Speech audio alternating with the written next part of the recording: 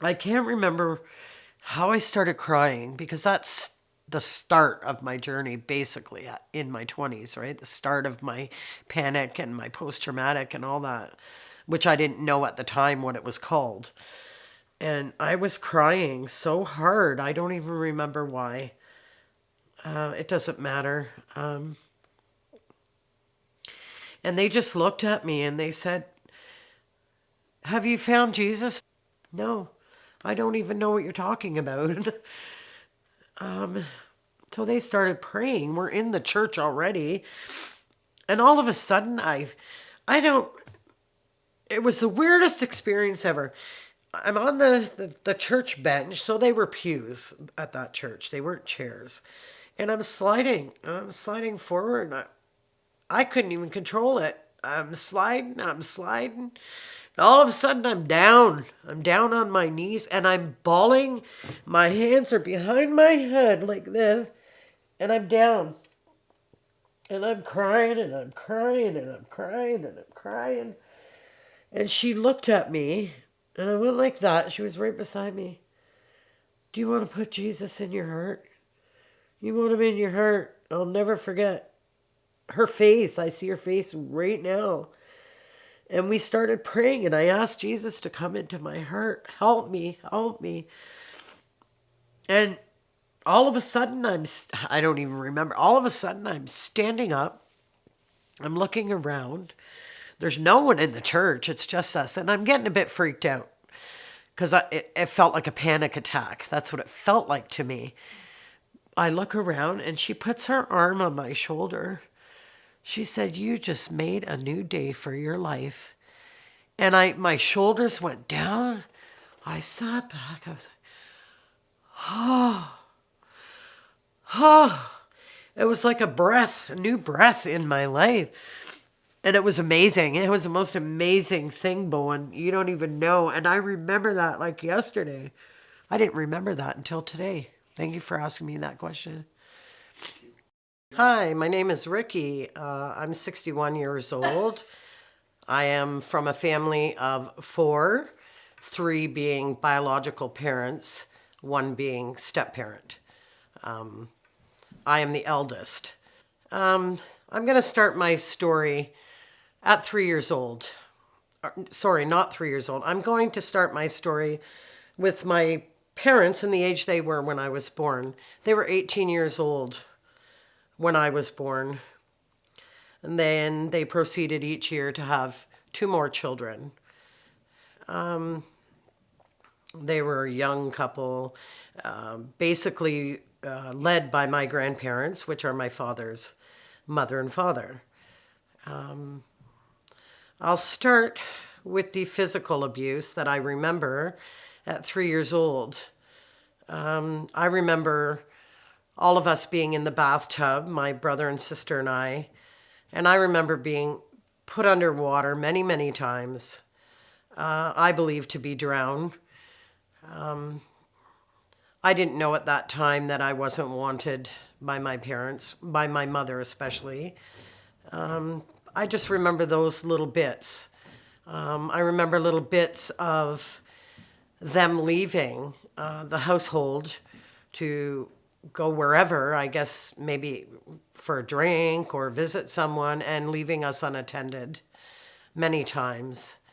I remember at 5 years old having to crawl up on countertops and chairs to get into the cupboards to feed my brother and sister peanut butter and banana sandwiches or peanut butter and jam, and spilling everything out of the fridge, milk, water, whatever it may be. And when there wasn't water, we would get water out of the toilet. I was 5 at that time. And I don't remember a whole lot after that as a young child. I remember at around 6 years old, I believe they got divorced, and we went to live with my grandparents and had visits with my mother regularly every Saturday or Sunday. We were being abused at our grandparents' house, which would be my father's parents. There were many men living in the house. There were people working at construction sites, an uncle living upstairs. Grandfather worked there as well. They were raising the roof on our house in Toronto to make bedrooms upstairs, as it was a really small house. So there were a lot of people living there, a lot of men working on the house, mostly family, except for one. He was, I don't know where he came from, but he was, I guess, a family member from another side of the family, like a cousin or whatever he was. We slept in the basement downstairs, myself, my brother and sister, and our father. There were many times that we were sexually abused in the basement.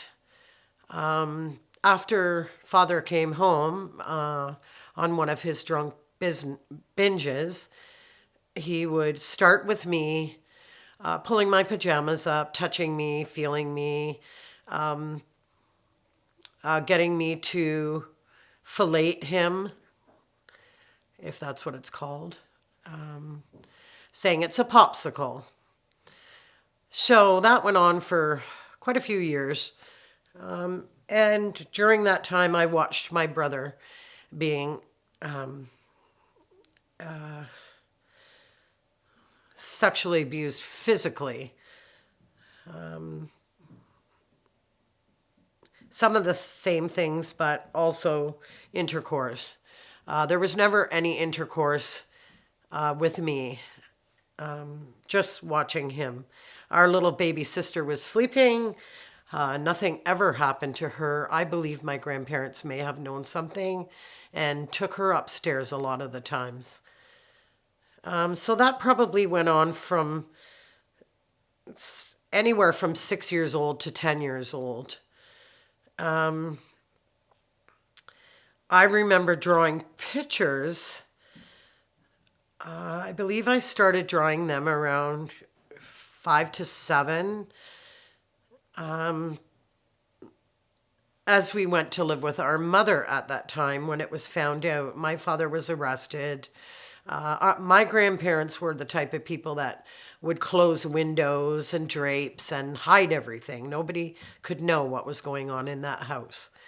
So I remember somebody coming and asking us a lot of questions, and I remember her coat like nobody's business. It was pink. It was a poofy pink jacket, and I believe they were from the RCMP. They took each of us in a bedroom and spoke with us,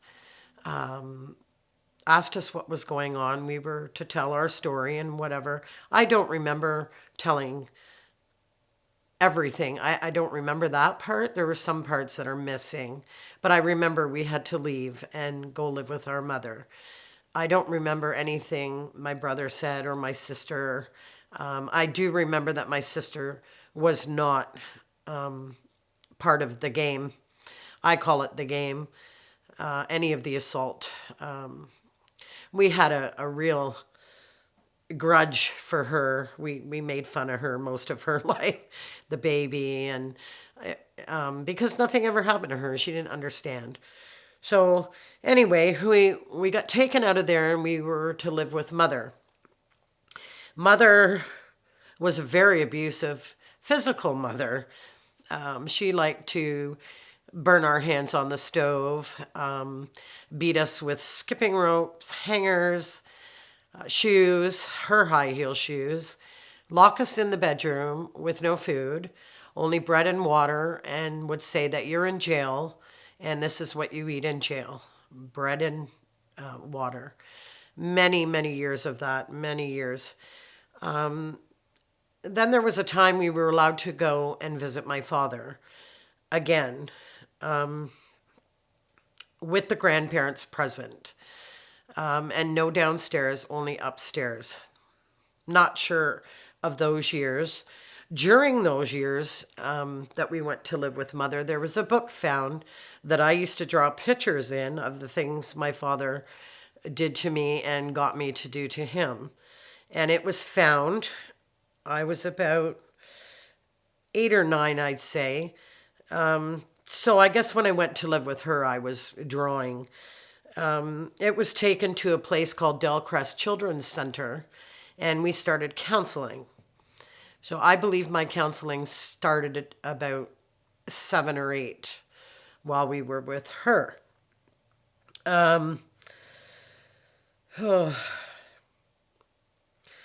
So we got to see more of our father, and we were going on a trip, I remember, to Ottawa area. We went on a plane. We were very excited. We went to visit a man, an uncle, my mother's brother-in-law.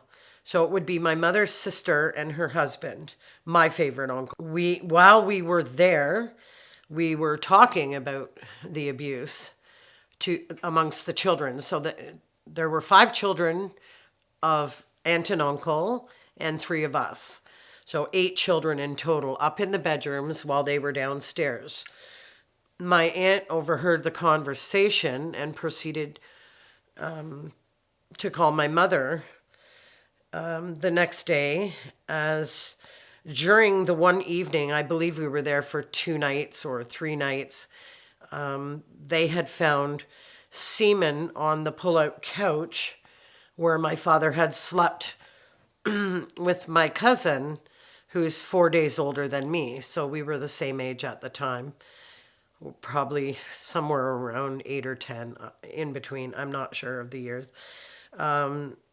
She had proceeded to call my mother and tell her the whole story. So again, back we go to Toronto, more police, more RCMPs, more this, more that. I guess recharged again or continued the charge because it was another person now. So we were not allowed to see our father again for a long, long time, and lived with her as well, still continuing with her mother's abuse for years. I don't remember a lot in between of that. I do remember leaving home at 15 years old. I could not stand my mother. I did not want to leave my brother and sister with her because I knew what she was doing. I begged to leave. I had ran away a few times before that from 14 to 15. Got caught by some people changing my clothes. I don't even know who. They reported it to my mother. Again, beat, whatever, shoes, rulers, all kinds of stuff. And then I wrote a letter to an uncle, my father's brother, in Huntsville. And I begged him, can I please come and live with you? I can't live with my mother anymore. So they took me. It was all arranged to go and everything. And I lived with them, I'd say from 15 to almost 16. So not very long. I spoke with my brother and sister regularly to make sure they were okay. Kept tabs with one aunt, which was my father's aunt. We were very close. She basically raised us when the parents left and all those things that I told you about earlier. So she was very close in keeping watch on my mother. For me, yeah, 15 years old, making sure my brother and sister are okay, you know. When I went to live with my aunt and uncle, I went to Huntsville High. I started a job at an institution, met a family, met a boy on the school bus, ended up pregnant. My aunt decided that she found out through looking at my underwear and things like that. So to me, that's abuse again. What are you doing? Okay, you're pregnant. You can go live with them. You need to leave here. So I went to live with my boyfriend's family. They were awesome. He had a sister who was 2 years older than us. So I slept in her room with her. The mother of my boyfriend worked at this institution as well. So she was able to take me back and forth to my job. And we did that till I was about 17. And needless to say, we broke up and different things happened. I had an abortion. I did not know for years and years and years that that abortion was planned by my father. He signed all the papers. When I got to the hospital to have it, the doctor said, "Do you really want to do this?" I said, "I'm 15. I don't know. Like, I think I have to if it's been signed." So to me, I didn't really have my own my own way of thinking that I could do things on my own at that point. I could have said no. Today, I think I'm glad that I said go ahead because I don't think it would have been a good idea to have a baby at 15 years old. Oh,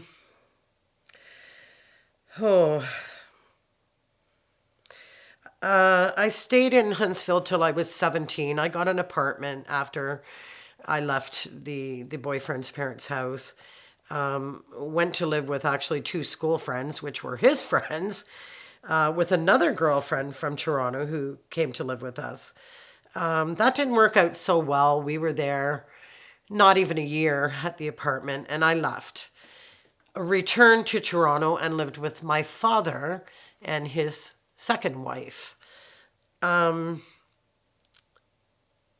can't remember how old I lived with him till maybe just 18 when I got my first apartment. No, I'm not sure of the years. Anyway, my father was still proceeding at that age as a young adult to enter into our bedrooms. He was a full blown alcoholic at that time. My stepmother was amazing. I believe she knew as well what was going on. I tried to speak with her many, many, many times. She basically just ignored me and said, "It's okay, it's okay." But she would come and get him when he was trying to enter our bedrooms. I used to put a dresser in front of my door so he couldn't get in. You know, by this time I'm 17, so my brother's 16, and he's still trying to get in his room. This is years later. I couldn't figure this out. Why it didn't stop? And then I found out when I left and got my own apartment that there was some kind of a reunion in Huntsville with his brother and their family, and that he had exposed himself to my 18-year-old cousin. I thought, I won't say it out loud, but you can imagine what I thought. You're still doing this, and she's 18. What are you doing? I was angry, so angry. And I had to protect all these kids. I was the eldest. Even though my cousin was the same age as me, he was from a different side of the family. He had his family to take care of him, but I always wondered what happened to him over the years. I just had to protect my cousin. I had to protect my brother. My brother was still living at my dad's. I thought, I got to get him out of there. I got to get him out of there for him to come and live with me in my very first apartment. He was unwell. He has a lot of issues still to this day. He couldn't live with anybody or on his own. So he stayed for a little bit longer and used to come and visit me. Still, my head's spinning. Why is he still doing this? And I believe my father knew what he was doing, but alcohol controlled him. And I believe that he didn't think that I remembered anything or my brother so messed up, but never took it to say I messed him up, that I did that to him. He never took ownership, ever. So for years and years and years, like, I loved my father. I hated my mother. I hated her for what she did and all the early stuff. I could never ever forgive her. And to this day, I still don't forgive her. My father, I was close to, and I don't understand why. In a sense, I do. I've had years and years and years of counseling ever since that Delcrest Children's Center at 7 years old. I have probably seen 60 to 100 different types of counselors. Some worked, some didn't. I am Métis, so I've had some Métis burning of sage, burning of sweetgrass, burying letters. None of it helped until I was probably in my 40s, and I was able to distinguish some things. But I was having numerous flashbacks, numerous problems, numerous out of touch with reality, trying to raise my own four children alone, and deal with all this stuff, all this abuse, and it's still at 40 years old never got dealt with, even though the counseling helped. They were only minimal pieces to the story, and there were missing parts of the puzzle, so many missing parts. So I'm going to kind of go backwards and forwards a little tiny bit here,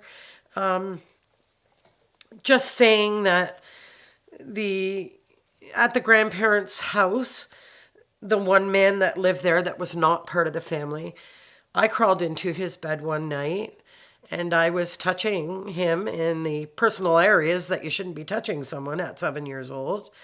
And I felt his semen on my hands. He must have known I was there. How do they not know?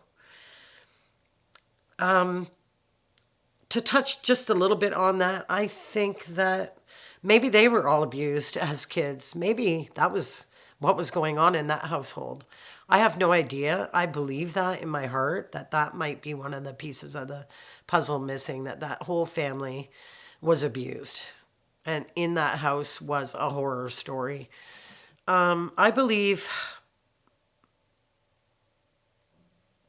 because my innocence was taken away. I believe that young children who don't even really know what sex is, or fooling around and you play doctor and this and that, people don't normally do that. I've been having sex since I was 13 years old. That's not normal. Not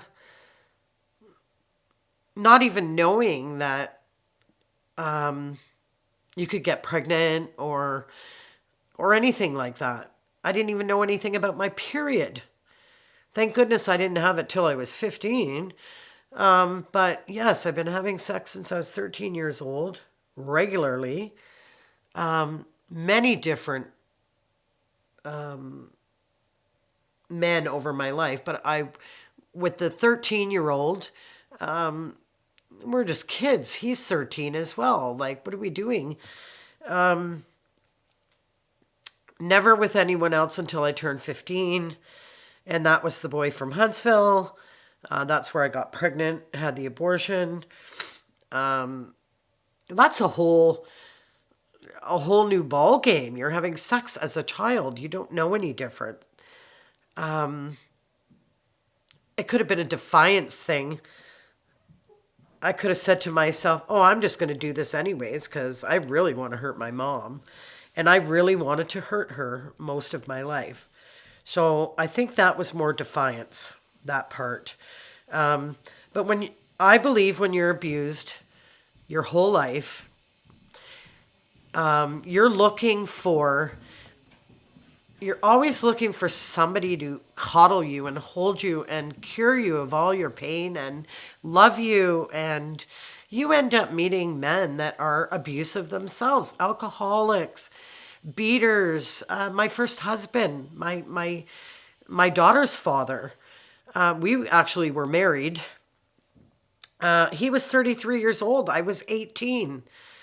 What am I doing? What's he doing with an 18-year-old? I don't know what he was trying to do, but he was very abusive, physically, mentally, a full blown alcoholic. I remember one time he stole my daughter from me. I went berserk. Um, my father hated him. I wonder why. Um, just, we didn't last very long. We were married, oh, not even a year. Not even a year. And the police had to come and take me, and I went to a women's shelter, and I tried to go back with him. He used the excuse, I'm going to kill myself. I'm on tranquilizers. I'm going to do this. And I felt bad. So I went back. I didn't keep myself safe. I didn't take anybody with me. I've got a baby in a stroller. I get there. He's drunk out of his mind. He's taken all these pills. He grabs the stroller, knocks over my daughter. Thank God she was tied in. And starts at me. Comes at me. I looked at him. I said, "What are you doing?" And I got out of the house safely. I went back one more time. My sister asked me to go. She said she didn't know about all this stuff at the time. She said, "Just go see him." And I needed money for a pair of boots. So I thought, okay, he's okay this time. He's saying he's not going to use. He's not this. He's not that. I went. He tried to take her from me. He did give me $25 for her baby boots, which at that time they were only about $30 anyways. But he started coming at me, trying to grab me, keep me there. Let's do this for old times. And I never went back. Never went back again. He stayed in my life. He's actually in my daughter's life still to this day. He's abusive. He calls the police on her. He's still the same person. He calls 911 on everybody. He asks my daughter what I do, line up all my children and get all the men to give them gifts. I'll get into that in a minute. An abusive man and never got over it. And he's 70 something right now. So that's my first marriage. I married that man. Down the road, I had three more children. The next child is 8 years from the first child. Met a man, actually four men. Had sex with all of them. All I wanted to do was have sex. I was in my 20s. I was like, oh, let's go. We're going to do this, that. Four different men at four different times. One this week, one that week. Needless to say, I don't know who his father is. There are four potentials. Not willing to find out unless my son wants to.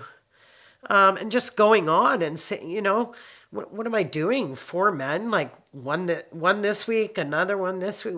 Why am I doing that? I don't know why. I'm promiscuous. I want this. I'm going to show somebody, or I want somebody to love me. Some of the relationships, and probably that one with the four different men, it wasn't all at the same time, like over periods of time. But obviously I was ovulating at that time. Why didn't I keep that one? Why did I go to the next one? I don't understand that. I'm thinking that one wasn't good enough for me. He didn't love me enough. So let's try this guy. And I believe that's what I did. I just wanted somebody to love me, somebody to care for me. My next child, we were together for a few years. Again, an alcoholic, crazy family. A lot of abuse. He actually, the only good thing he did was take the oldest one, whose father we don't know, and his son that I gave birth to. He took the two of them on as his own, and my daughter as well. After the 2 years, things got crazy. He wanted all his drunk friends over, and things were getting ruined, and everything was getting ruined. And I became angry with him. In the beginning, he was fine. But he was probably always like that. I just was avoiding. No, he's the right one. He's the good one. It's going to be all good. We drank together before we made a baby. I didn't see that. I didn't look at that sign. I didn't see any of the signs in my husband. I didn't see any. I kind of did in the second child. I saw me being very promiscuous, and I'm going to show everybody. Come on, let's do them all, right? So there is your searching circle. You're searching for something that isn't even ever going to be there out of any of them. So the third one, yes, it was there for about 2 years, and that was it. The fourth one, he had 3 children of his own previous to getting with me. We had a good relationship with his 3 kids and my 3 kids previous to me getting pregnant. I didn't get pregnant right away. It took 2 years actually after the third child. We had a pretty good relationship, but I was very sick at that time. His ex-wife had died, and he had his 3 children. He was a good dad, but he lived in this old farmhouse that was full of mouse poo, and the children's clothes were 2 sizes too small for them. It was almost like he didn't know. And he had come from a different sort of family as well, a lot of alcoholics. He was a drinker, but not, I wouldn't classify him in the family of you're a full-blown alcoholic, you're a binger type of drinker. Worked hard, but he was looking for a mother for his children, and I wasn't it. I ended up being very abusive to the children, not physically, mentally, words. I used a lot of disgusting words, called the children disgusting names. I was very sick at that time. And I thought, he came to meet me and he fell in love with me and he took my 3 kids and away we went, and he was going to be the king. He was going to make it all better for me. And I'm actually the one that didn't make it better. It was pretty bad. He really didn't do anything. He probably would have been my savior, and I didn't let it happen, and I don't understand why. Maybe because I had done it with the other men and looked for... Maybe I wanted to make it happen that these people didn't like me. Maybe that's what I was doing. I was pushing them away. And I pushed him away. And I was mean to the kids. That part I don't understand because I was sick. I don't even remember the things I said. I was having flashbacks by the millions. Not an excuse either. I knew I was sick. I knew I was not well. And I couldn't take care of 6 children by myself, let alone his. And I took the words out that I needed to use my whole life on these poor little children. And they told him, and thank God they told him, because he kicked me out. And I went for help again. And we did not have our child while I was living with him. I had him later when I was gone. He didn't come. He wasn't there when he was born. His mother came. His mother was amazing.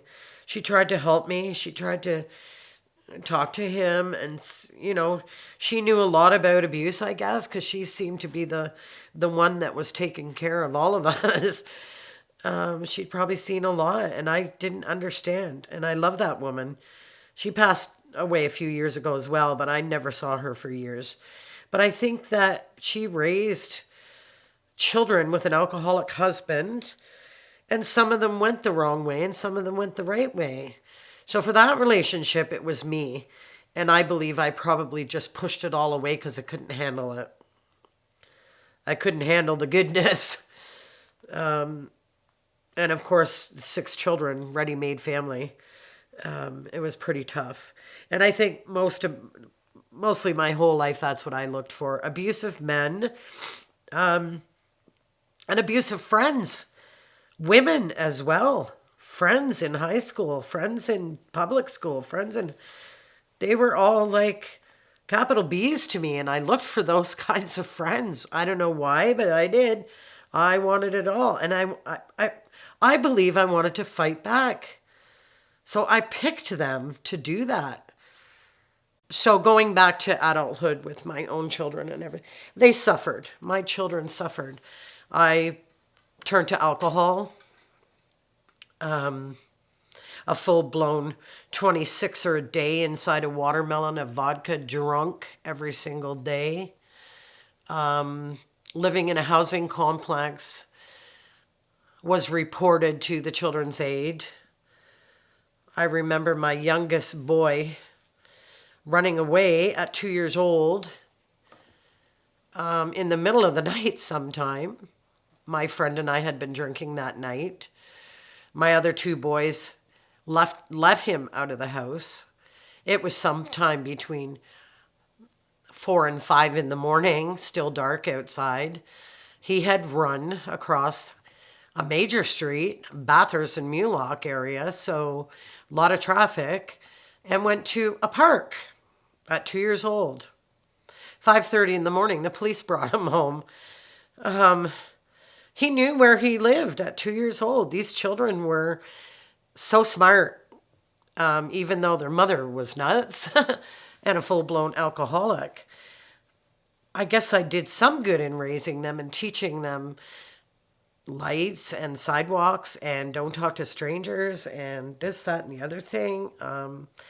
That was the one big wake-up call for me when my 2-year-old came home in a diaper hanging down to his knees with the police, and I looked at my face in the mirror. I had makeup smeared all over my face. I looked like a full-blown drunk. Children's Aid was obviously called, but that specific moment right there, looking at your face,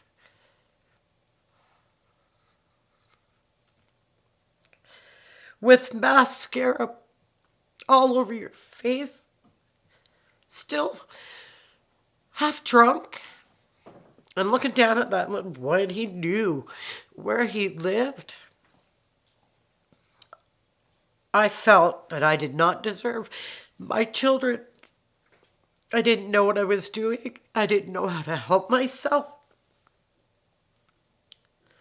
So when Children's Aid came, over numerous months, my 2 boys were taken away. For a period of time, my youngest was sent to his father's, but it was okay with me. I think it was a year, and they got us into a place called House 21, which is a place where they do intense counseling with the whole family and individually. The greatest thing I ever did in my life. That counseling helped a lot, because I was telling my children how to go into a bush and survive, how to use leaves for toilet paper, how to find food. The babies too. And I'm teaching them all this. And they actually today are the best campers and street people in the world. To me, as a mom, they know how to survive. They struggle. I still struggle with alcohol periodically. There was a time when I quit drinking for 13 months. I stayed at someone's house, and they were so helpful. And it was a place that was not in town. It was out of town. So if I wanted to go anywhere, I'd have to walk for 2 hours, 3 hours, which I did, and not to get a drink. To meet people at a church or just talk to people or whatever I had to do. I was able to confront my father. I think I was 53 years old. 46 years later, I confronted my father. Um, I got him an apartment. His My stepmother died. I got him an apartment. We spoke. It was very intense. It was very traumatizing, but I was strong. I was so strong. I wouldn't let him bury me again. And at the end of it, which was a 5 to 6 hour conversation, I said, I don't want any alcohol, Dad, neither one of us, nothing. We're going to do this. I don't think he even had an idea what I was going to say to him. I believe he still did not remember that I remembered. And I just rambled with him. There was one point I was very angry. How dare you? Um,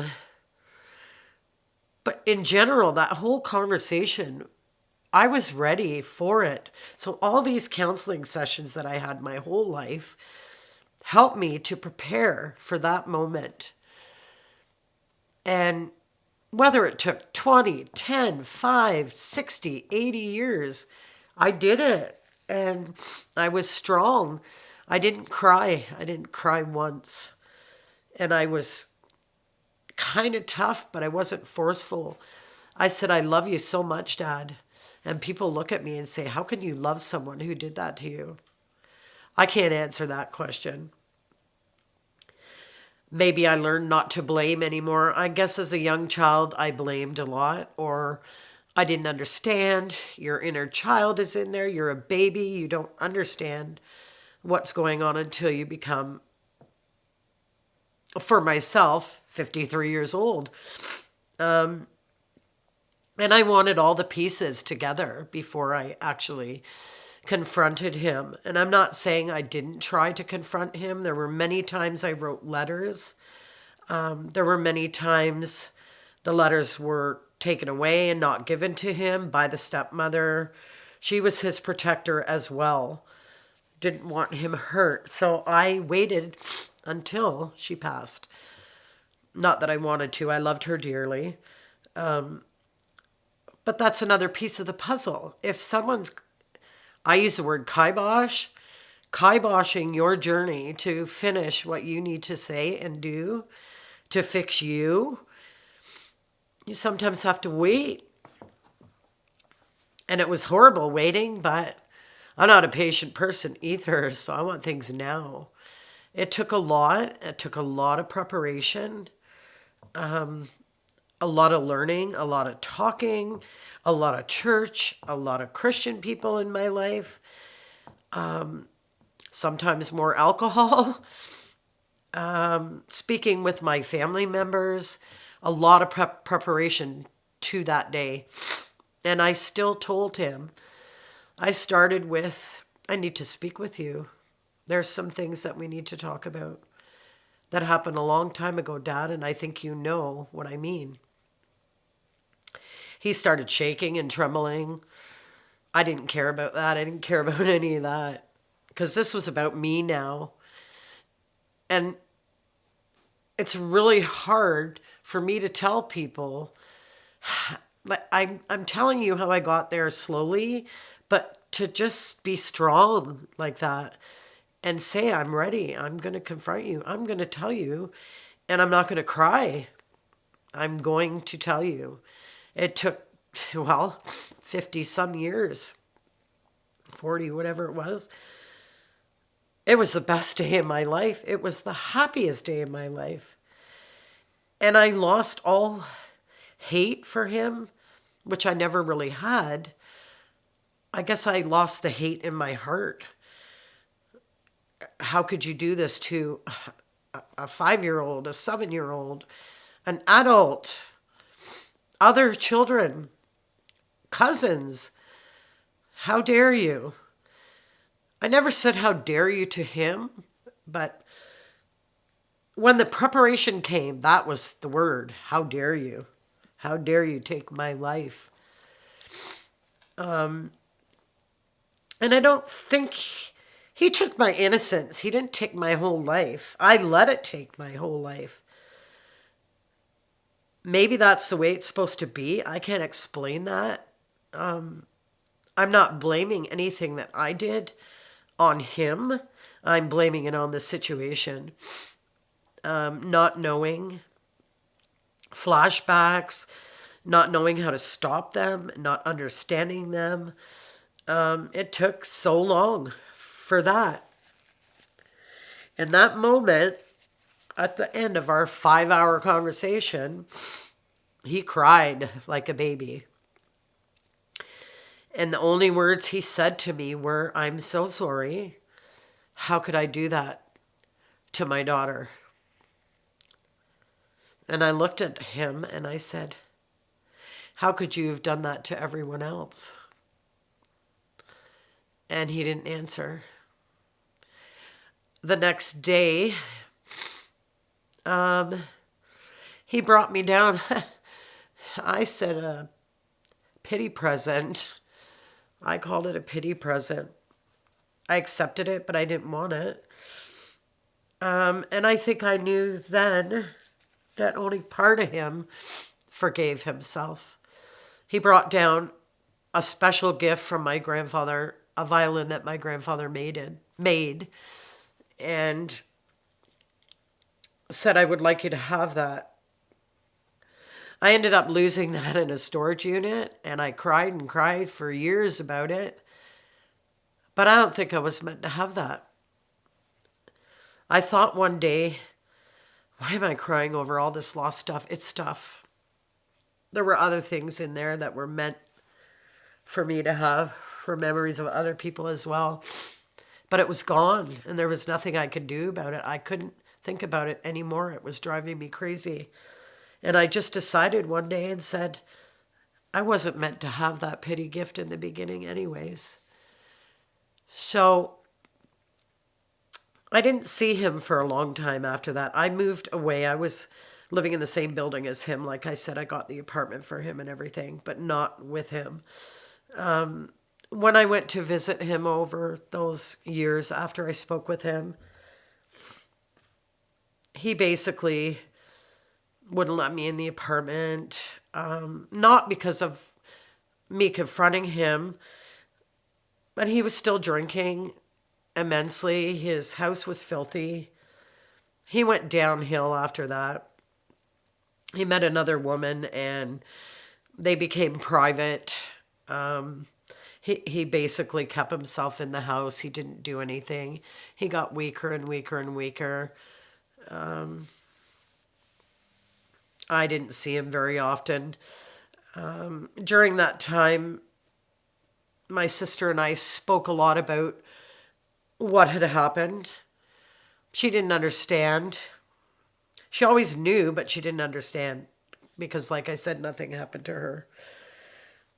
My brother and I do not speak. We haven't spoken 25 years. He's really messed up still. I lost my father in September.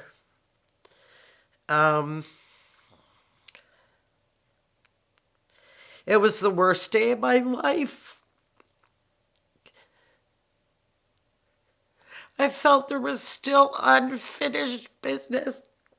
I wanted to say still about the pity gift. Watching him killing himself with alcohol and being mean. You gotta call before you come. I couldn't handle it. The day I got the phone call, it was a day later. He'd already died the day before.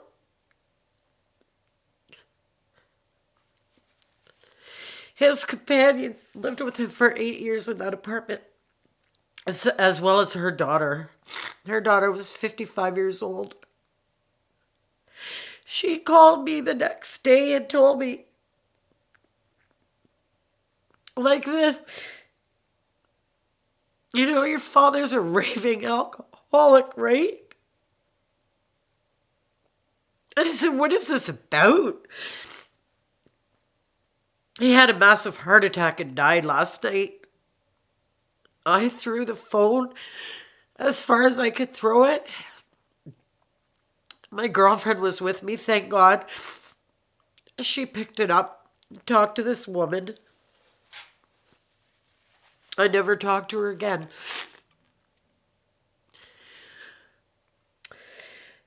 My sister and I have become so close, so close. It's unreal. She's now starting to hear the story. She doesn't know anything. She lives with my mom. Now, I call her her mother. My mother and I don't get along because of the other abuse. She now lives with her, takes care of her. There's issues with the mother being, well,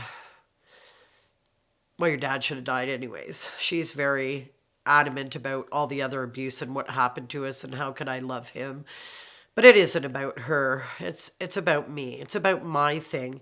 It isn't even about me and my brother. I can't fix my brother. I can only fix me. And it brought me and my sister so close. And she actually wants to hear the story. So it can carry on to other people. It will carry on. And we decided, her and I decided together with no one else, that we will put my father's urn in the wall where he's paid for with, beside his second wife. And then the closure will be full. It'll be done. There's always hope. There's always friendship. There's always love somewhere. If you don't find it in the first year of your life of trying to deal with your problems and deal with your abuse and all of it, it'll come. And it may take a long time. For some it may not. For some it may. It depends. When you're ready, you're ready. I can't tell anybody to be ready now, today, yesterday. My journey took a long time, and my journey is still happening. But the day that I put my father's urn in that wall will be such a relief for me. I'll never forget him, obviously. I still love him to this day. And then I'll continue with my mother. So, like I said, it never ends. She'll be next.